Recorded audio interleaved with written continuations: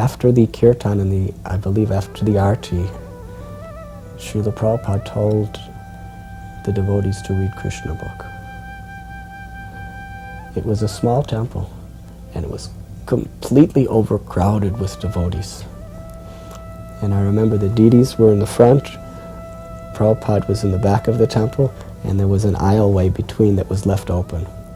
And along the two sides of the aisle were the sannyasis. All the sannyasis of North America were there, sitting, facing each other with their dandas in their hands. And behind them was just devotees crowded so tight. And the sannyasis started to read. By this time it was very late at night, and it was very hot, and you could hardly breathe in that temple. And Srila Prabhupada was sitting on his Vyasasan with his back erect, listening attentively to Krishna's Leela. And everyone in the temple room was so exhausted, we were falling asleep. Literally, people were falling down and being caught by each other. And I'll never forget the sight, because I was new within ISKCON at this time, that the sannyasis were all sitting, and they all kept falling asleep. And they were holding their dandas, and you would just see their dandas going like this. Dandas were going like this and up.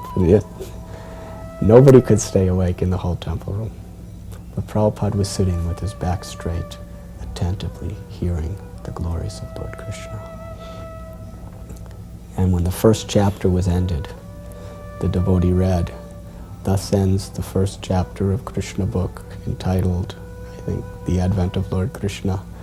And everyone, when they heard that the chapter ended, they were so happy, they chanted, "Jai Srila Prabhupada!"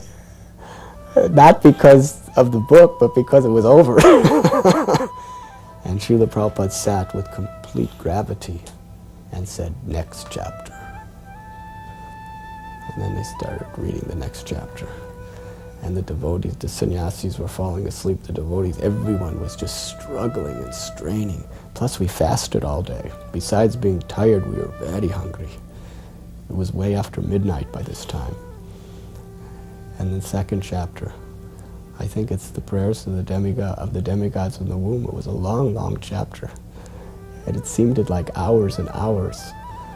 And then the devotee read, "Thus ends the second chapter of Krishna book, entitled The Prayers by the Demigods to Krishna in the Womb." And everyone was so happy that it was over, thinking in terms of prasad and sleep. They chanted, "Jai Prabhupada!" And Prabhupada was sitting. Next chapter. He started reading the next chapter.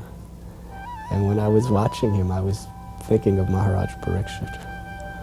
How Maharaj Parikshit was sitting for 7 days and 7 nights, rapt attention, just hearing the glories of the Lord, tasting the sweetness of the ambrosia. And it says in Srimad Bhagavatam that this is really the sign of a great soul, as he has such a taste to hear Krishna's glories. And I was watching all of us. We were struggling and straining, falling asleep, falling down, praying that the reading would end. And Prabhupada was sitting there, completely immersed in the ecstasy of hearing Krishna's Leela. And then the next chapter ended, and by that time the devotees hardly were able to even say, "Jai Prabhupada." And then Srila Prabhupada looked at all of us. We were pathetic. And he just smiled. He was still sitting erect, completely immersed in Krishna's Leela. And he said to us that, "I think that you are all very tired and hungry, so we will end here." And then everybody, as loud as you could imagine, chanted, "Jai Prabhupada!" And Srila Prabhupada was very happy just to see all of us together at Vrindavan.